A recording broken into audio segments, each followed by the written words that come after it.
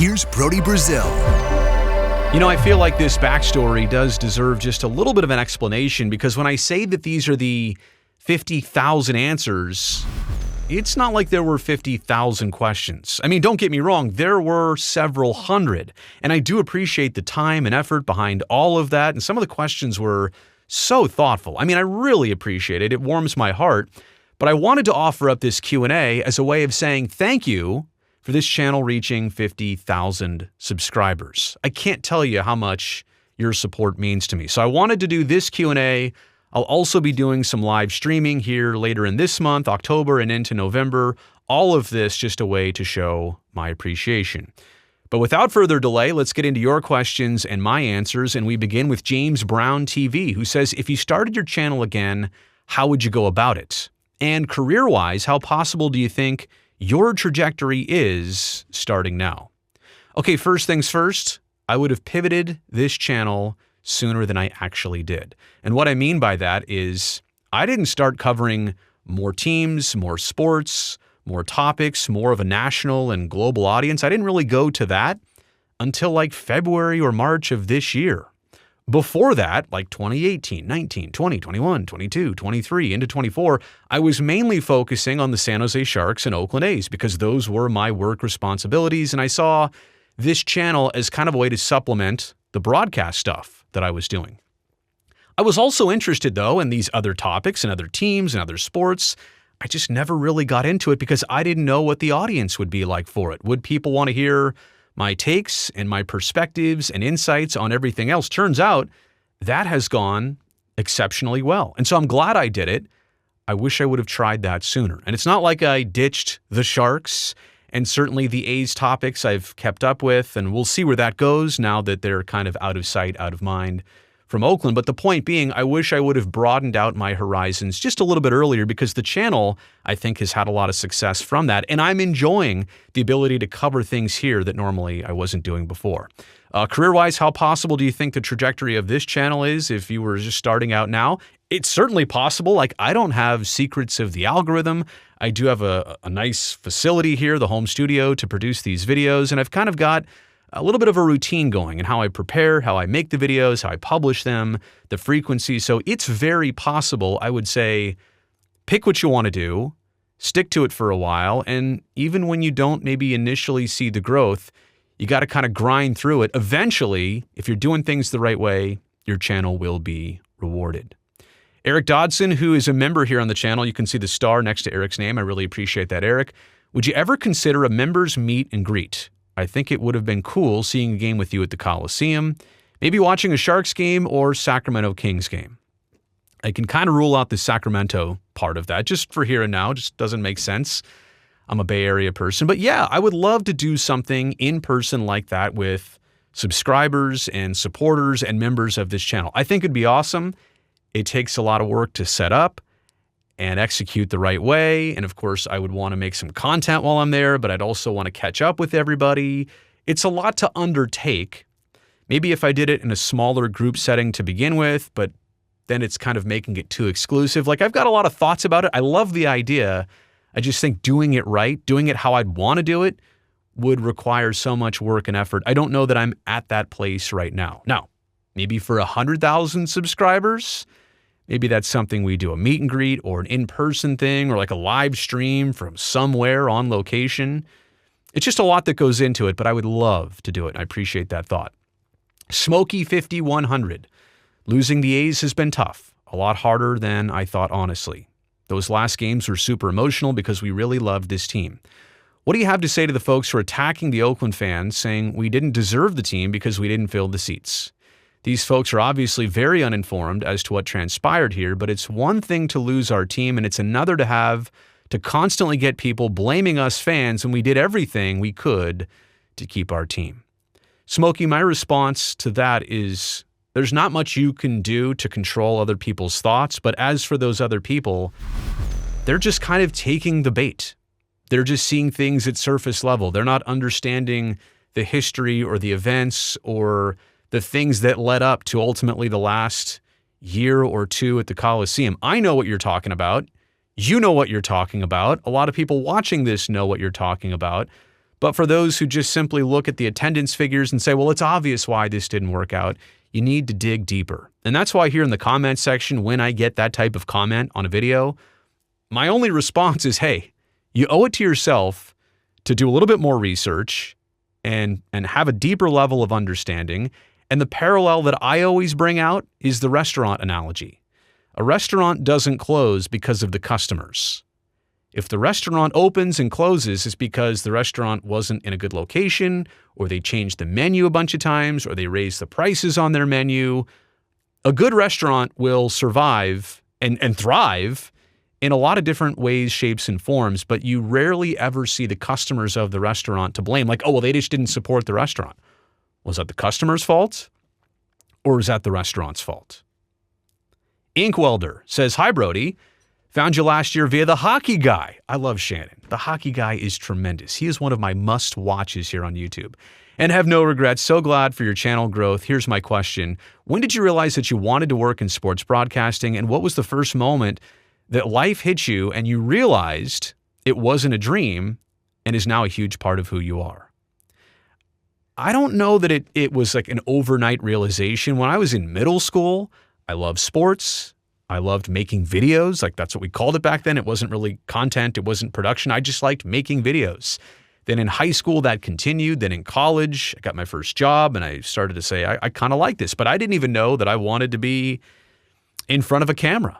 I thought editing and production was more of my stuff. And, quite honestly, that's why the home studio looks like this. I've always been a production nerd, but now being in front of the camera, I've enjoyed that too, and telling stories and communicating and passing things along. So I think the earliest moments I knew I wanted to get into this were probably in high school, but I didn't know how I wanted to get into it until later on. And what was that first moment that life hit me and I realized it wasn't a dream and it's what I do? Probably, to be honest, in the early parts of the 16 years that I just spent at NBC Sports. So like maybe 2009 and 10 and 11. And this was kind of like my second real big TV job. And I realized, hey, you know what?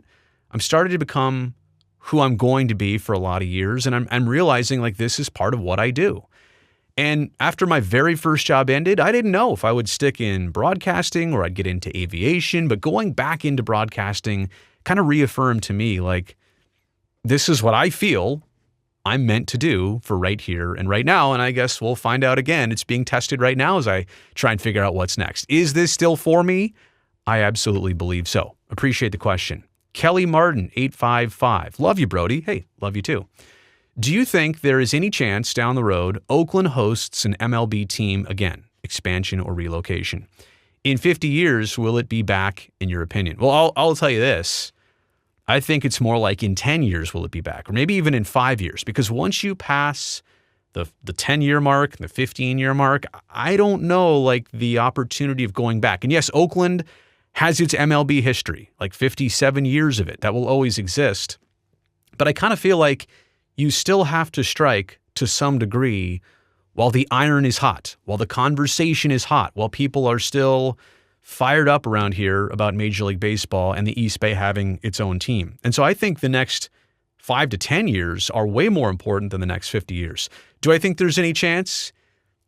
I'll say yes, but I also want you to understand that it's probably not the biggest percentage chance that a lot of us would hope for. I would also point out that what would get that chance is a potential ownership group that would excite other Major League Baseball owners. And look, I will just say the name Joe Lacob and the success that Lacob and his partners have had in owning and operating the Golden State Warriors and just the way they do it year after year and stay relevant. I know they've had Steph Curry, they had Klay Thompson, they've got Draymond, they've had a lot of fortune and success, but it's also what they put into it in terms of what they're getting out of it. And I do think that if Major League Baseball owners looked and said, wait a second, Joe Lacob wants to be in our circle as a Major League Baseball owner, and he'll do it the right way in Oakland, he'll figure this out, I think that would entice the baseball owners. And I think that is what fast tracks baseball ever coming back to Oakland. So a couple different parts about that. It's not easy,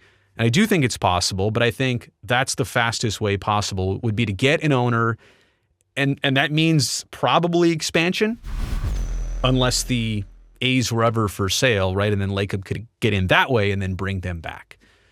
It's complicated. C Muyo 01. I don't know if I'm saying that right. CMUYO 01. How about that? I watch you because I trust you. I really appreciate that. I'll be a BB fan no matter what ends up as your next step. You're the man. That is so kind of you to say. And honestly, when I get into this business, I don't do it for like that reason, but I truly appreciate when people say that. It's like the number one compliment, that they'll follow me and they trust me. That means as much to me, like literally, as anything else that somebody could ever say. So I do appreciate that. My question for a special is, quote, what was your best live sports experience? Not covering from off-site. And that is kind of a problem because some of the biggest moments in recent years of the A's and Sharks, I was in a studio doing the post-game show, which was exciting because, yeah, you get to be on TV and share it with the entire audience that's watching, but I wasn't always at site as much as I would have liked to have been. That being established, there's a couple things that stand out. The Sharks getting their first win in the Stanley Cup final of 2016. Like, you are in the final round. And although the Sharks did lose it to the Pittsburgh Penguins, like winning a game in the final round and that being a thing, pretty impactful. A couple other A's playoff games of 2012 and 13. Those were memorable, and seeing the Coliseum like that, I mean, absolutely amazing.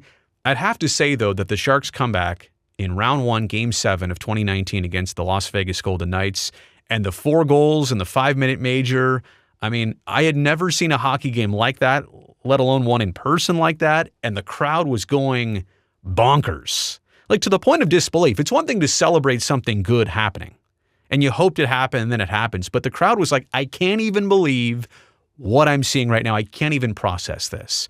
And I'll never forget my first words as that post-game started that night. You may have just witnessed the greatest game in Sharks history. So I think that, for right now, has to sit above everything else. Just because it was a game 7, it was win or go home, and the Sharks responded, and they went to the conference final that year, and that was their last time in the playoffs as of right now. But that one stands out to me. I've never seen the tank like that in all my years as a fan or a broadcaster. Mark Wakefield, question, how did you process your way through emotional challenges of seeing the A's leave? Is there something that helped you keep your mental health intact through the final games? Congrats on the 50K subscribers. Mark, I appreciate this very thoughtful question and the way that you posed it, because it was tough. And it was tough in a couple different ways. Like, losing my job, which I found out about earlier in the summer, was tough. The realization of the A's departure was tough. And then eventually knowing that the Sharks season, which has just got underway, and that I wouldn't be a part of it, that was also very tough. So, like, not just one kick in the shorts, 3 kicks in the shorts. But I think what helped me prepare for the A's departure was that, we knew pretty much since April that Sacramento was in the cards for the upcoming season, that this current 81-game home schedule would be the last, like, for now or maybe forever at the Coliseum. So it wasn't like it just came up in 2 weeks and we had to prepare for it and it was still a shock factor. It was something that I mentally wrapped my head around for a very long time. Now, that being established, I wasn't a great person. August, September, I didn't like, life was not easy. I had a hard time being my normal self during those months as the inevitable train was coming down the tracks. And again, we knew it was happening, and we knew September 26th was the final home game, and September 29th was the final ever Oakland game. So I don't know that there was anything I did other than mentally try and get ahead of my feelings. I will say that sometimes, as weird as work was, because I was covering what made me upset and frustrated and a bit depressed, just doing the work part of it took away from the emotional part of it. And I also wanted to do it justice. I still cared about this for the audience. I wanted to get my final couple shows and words and things I said right.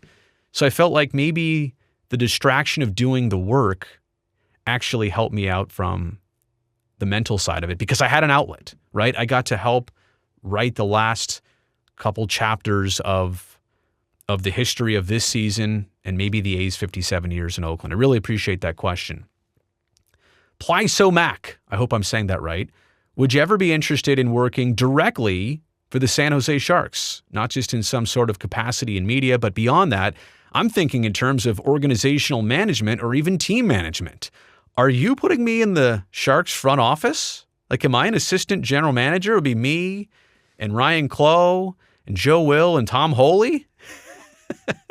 Let me say this. Of course, I've absolutely thought about joining that organization and that team and that franchise. But I also want to say even further than that is how much that team and that business, the Sharks, how much they've impressed me over the years and what they've done through the good years, what they've done through the rough years in terms of on the ice, right? Like, results on the ice doesn't translate into how hard people are working as a company and as a group off the ice. They are still working harder than ever behind the scenes to try and be successful and try and do the right things and make the right things happen and ultimately get on track. So the answer is yes, for a lot of different reasons. It was one of the childhood teams that I've loved for 30 plus years.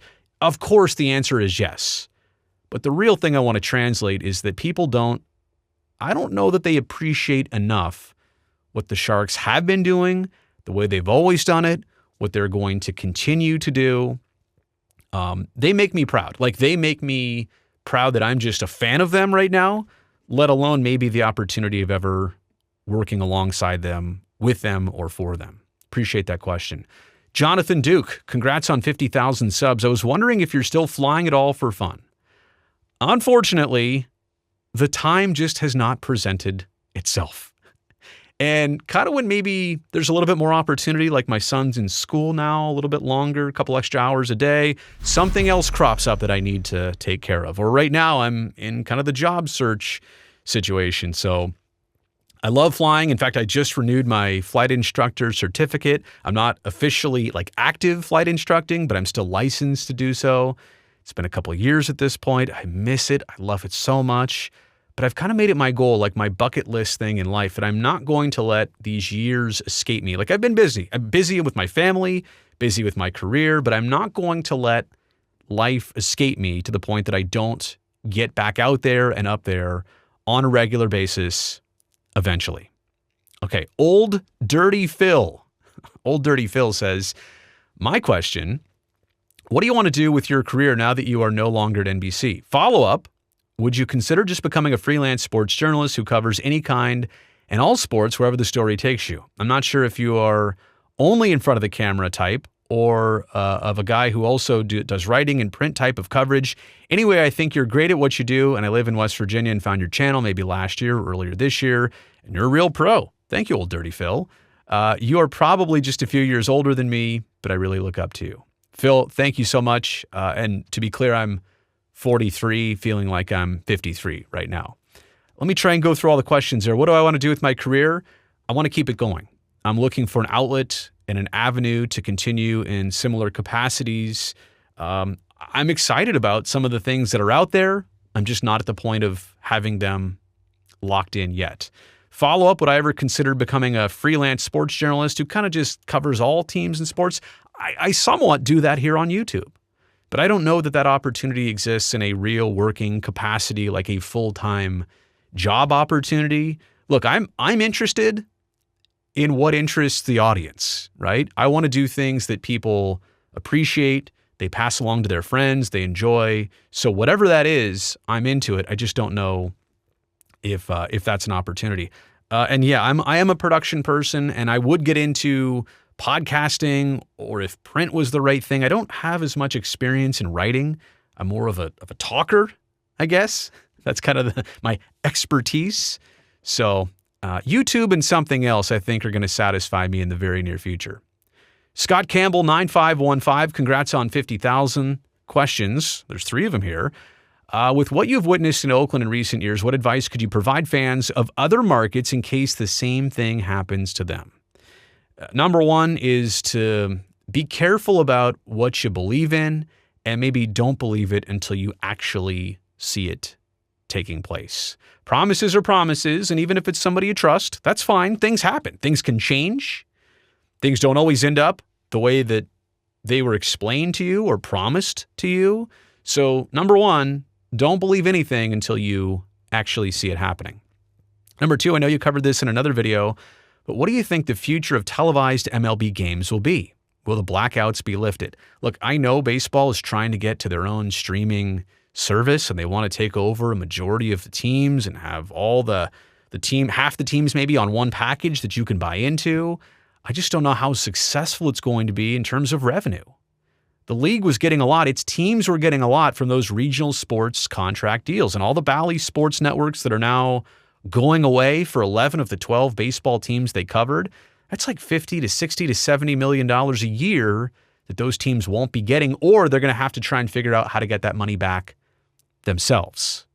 It's not going to be easy, and if it is possible, it's still going to take a while. So I'm wondering how baseball teams are going to be spending this winter and in the next couple off seasons. Will the blackouts be lifted? Yeah, I think with the streaming service, they'll figure out a way to say, if you're buying into this package, you get to watch all the teams no matter where you're at. Number 3, how much, rough estimate, did your audio setup cost? Asking for a friend. Keep up the good work. Okay, the whole thing here, like, this is way overkill. Everything that I've got going on here, if you're just talking about audio alone, a couple $1,000s. But then again, like, this is the work I do. These are the tools I need. This is the broadcast stuff that the best facilities and studios have. And so I knew I'd be doing a lot here in this home studio. I knew I'd be doing this for a while.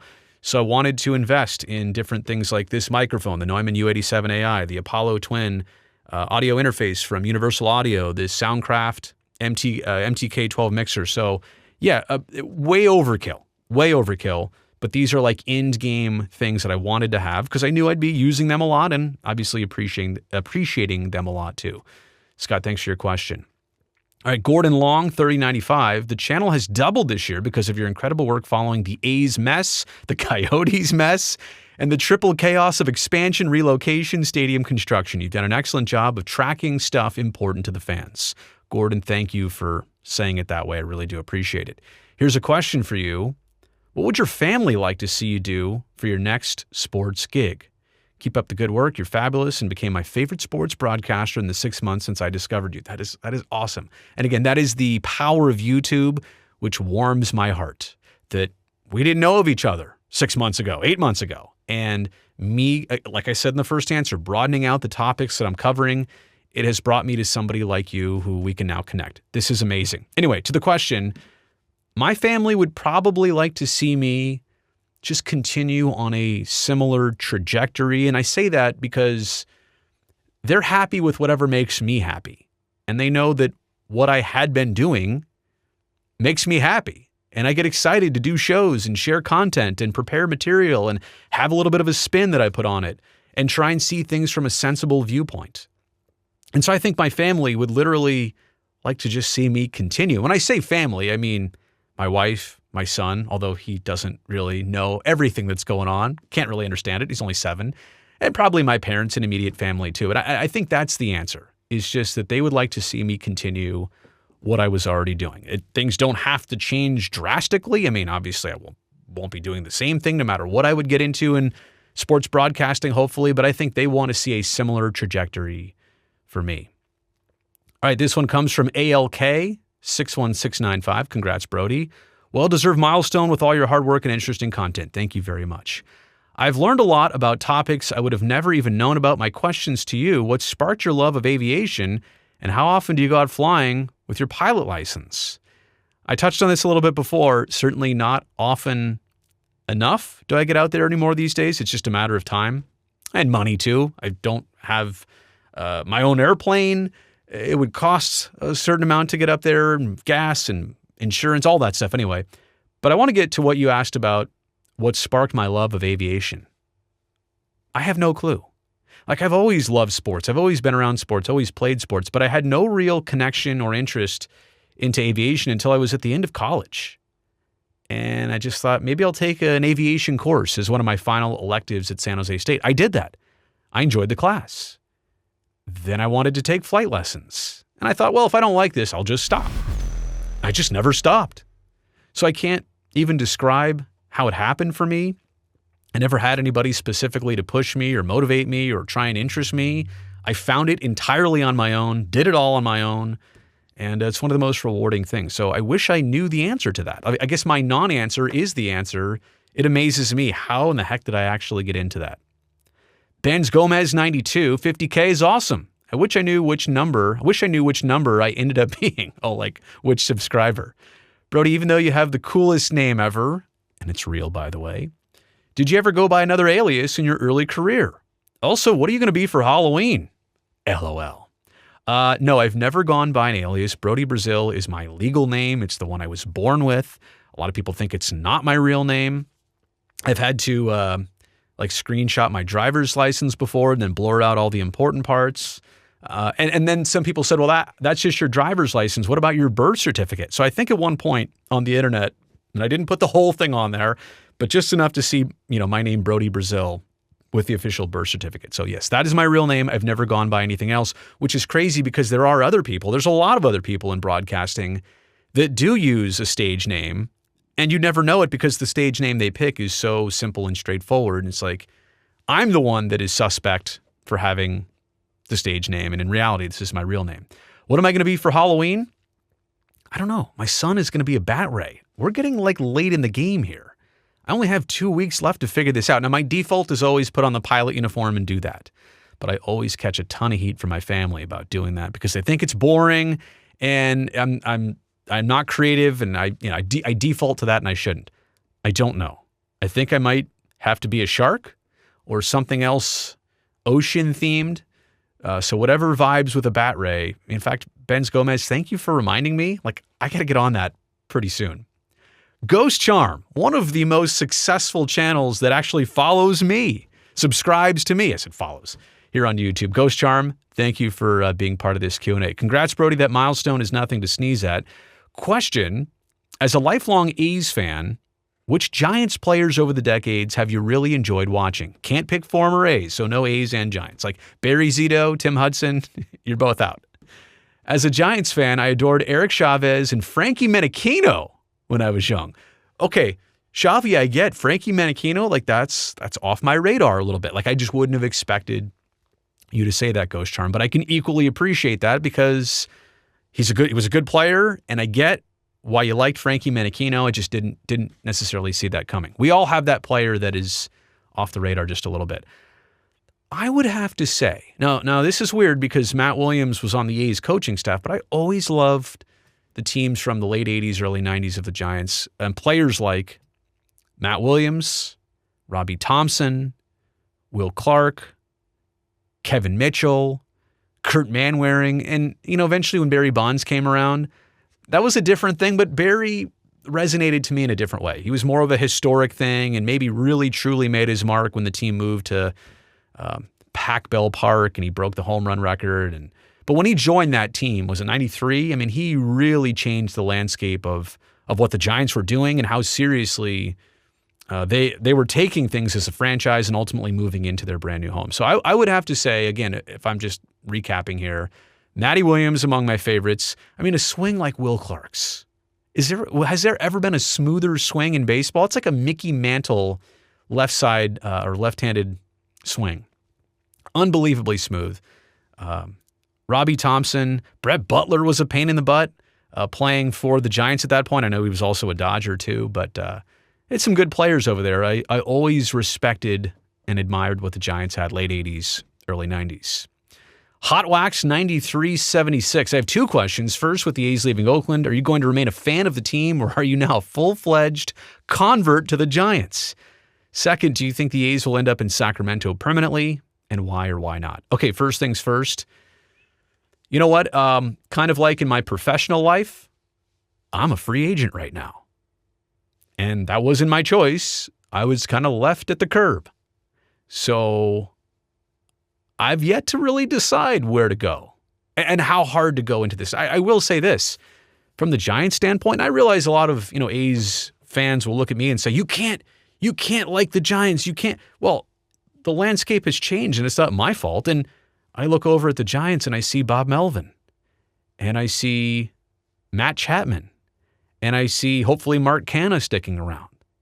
And I have some friends that work in the front office and in the organization. And I like Buster Posey as the president of baseball operations. So, I mean, you can kind of see where this is going for me. I'm not ready to declare anything right here, right now, but you can kind of see the magnet that exists over there and my personal connections.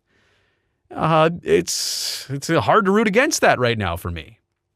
So I don't know. We'll see. Time will tell. I will let the process play out, but you can kind of see how that landscape is for me. Second, do you think the A's will end up in Sacramento permanently?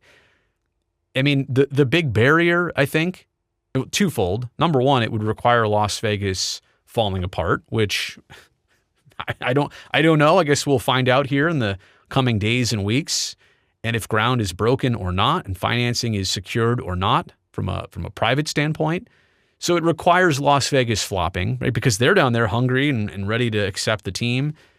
And I think the other part for Sacramento is the only way that they would be able to keep the A's permanently, and I know some have alluded to this, they have to build a permanent stadium there. They also have to figure out what to do with the River Cats. Like if the A's were to level Sutter Health Park and rebuild a full-size Major League Stadium there, then what do you do for those years? Where do the River Cats go? Like there's nothing turnkey right now in Sacramento to keep them there on a permanent long-term basis. And so getting from now to that, I think is a huge challenge. If you thought building something new and public money or not in Oakland was tough, try that in the state capital. I think it's going to be an even more difficult proposition. Yeah, are there fans up there? Of course. And I'm never here to diss Sacramento. Like this has less to do with Sacramento than it does the situation surrounding it. I just think there's a lot of obstacles. It is a possibility, but I think there's a lot of obstacles for them to actually stay long-term up there. Chris W. 443, what was the best part of working at NBC? I'll say it like this: my direct teammates. And not just the ones that I did my final shows with in the last weeks and months and couple years. I mean, throughout the entire 16 years of working there, I met so many talented, amazing people. And a lot of them had gone off to do other things and jobs over the years. Some of them have moved across the country and world, and some of them got huge promotions or they got out of television. But I met so many amazing people. And I'll tell you what, some of the things that people said to me upon my departure, and these are not normally things that we would say as teammates and coworkers, because I don't know, you don't feel the need to like spill your heart out, like unless somebody's going to pass away, or in this case, move on from a job. Like you don't maybe take the opportunity to say how you really feel, but some of the things that were said, like to me, but also me back to them, it really reminded me how special the teammates were and the people that I got to work with. So as much as my feelings are mixed about, not being able to be a part of my former job, the people that I worked with, that is never in question to me. That will always remain a bright spot. And so that was the absolute best part. It's great to have great teammates, and sometimes different things pop up and challenges arise and situations that you didn't want, they come and present themselves to you. But if you got the right teammates, you'll always feel much better about everything going on. XP Sports 67, congrats on 50K. Random question: what is your bowling average? I bet your average has increased at least 20 pins since you've gone with the hammer. Nothing hits like a hammer, baby. I'm guessing you don't have time to be in a league these days. That is true. Leagues are at night. I work at night. Every time when I bowl a couple games, they say, are you in a league or not? They want to give me the league discount. And I always say, not yet. Hopefully someday I can be, but I don't know, like, again, with my work schedule, and I can't just have usually like Tuesday and Thursday off. It just doesn't work that way for me. I don't have a normal 9 to 5. I really never have. My bowling average, it depends. Sometimes I get out there twice a month. Other times 4 months go by and I don't get out there even once. So I've been so inconsistent. About 25 years ago, I was bowling a bunch. And that's kind of when I got good to the point where I can go out there right now and I should be able to roll like a 160, 70. When I'm up to speed, shall we say, when I'm proficient, I'm probably flirting with 200 most games, more than not. The other day, I think I hit a 212 or something like that on my second of 3 games. So it happens. And you know what? The ball matters. I've got the strike ball as the Black Widow Hybrid 2.0 by Hammer, and then I have a spare ball too. That's a Brunswick, a T-Zone Brunswick. So yeah, the bowling balls you use and having them custom drilled and all that stuff, it matters. And they definitely made my pin average go up for sure. But consistency for me is what has been holding me back. J. Barry CLK Rec. Okay, I'm not going to try and pronounce that out. Congrats on the 50K. Since the algorithm brought you to my feed, I've not missed an episode. That is awesome. My question for you, we know Buster the player. We have no idea how that will translate to Buster the president of baseball operations. Who do you think would be the best GM fit for him? Names like Bobby Evans, Billy Owens, or Kim Ng. I think no matter what, it's got to be somebody with prior experience. And basically what you're pointing out there are three names that, yeah, in some degree or form, have a lot of experience in exactly the kind of work that a Giants general manager would do. I think you've got an appealing president in Buster who understands what he's trying to get out of this. You've got a very appealing manager in the dugout of Bob Melvin. So you've got this taken care of and this taken care of. What are you going to put right in the middle, the person to actually secure these deals and do a lot of hard work in between? I know Brian Sabian was mentioned a lot here too about coming back to San Francisco and taking over a role. And he would obviously have the background and track record and experience to do this. I think no matter what, you need somebody that's been there, done that, been around the block a few times before. Experience is just something that Buster doesn't have. He's got the drive, he's got the motivation, he's got the connections, he's got the vision, but somebody needs to get in there with the experience of handling all the small things and the details to help make this steady. I think Buster will do a great job. I don't think he would have jumped into this if he didn't understand the role, the responsibility, the kind of work that needs to be done. He's a winner at life. He has been as a baseball player. I understand, to your point, that doesn't necessarily instantly translate into front office stuff, but you have to think that his work ethic and what made him a good baseball player are things that'll probably make him a really good president of baseball operations. Bob, 3683, JPGR. I'm so glad you kept going. I always look forward to your interviews before and after the games. Do you think Fisher was serious about the Howard Terminal project? I sometimes think he was hoping for this plan to fail. I wish the organization would have upgraded the Coliseum or built another one nearby. I didn't need anything fancy. I loved the Coliseum. Oh, signed Aaron. So maybe it's not Bob. I think the efforts at Howard Terminal were sincere. But I also don't think there was the determination to see it through some very reasonable challenges and obstructions and the funding part of it and the deal part of it. I mean, you recall when the A's kind of turned away in April of 2023, I mean, the EIR was done. The BCDC approval was done. Oakland had gone out and secured $600 or so million of national, federal and state grants for infrastructure surrounding Howard Terminal. That's money that they're still going to use for that upgrading that neighborhood. It just maybe won't have a ballpark there. The point being is that I think the A's lined it up for Howard Terminal, and they were serious about that, and they spent money and time and effort on it. They just didn't see it through. They kind of just turned away at some point. So it's not fair to say that it was a false effort.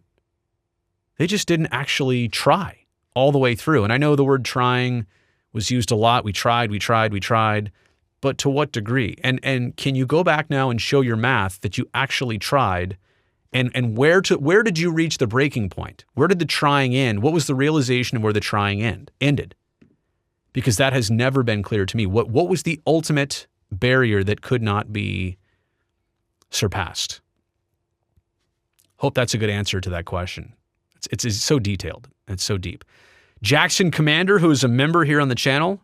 Jackson, I really do appreciate that. Curious why you think relocating is becoming such a popular topic in sports these days. Or even the threat of relocation. Maybe because it works. It's not so much relocation because that's not happening on a huge common scale, but the threat of relocation seems to happen a lot.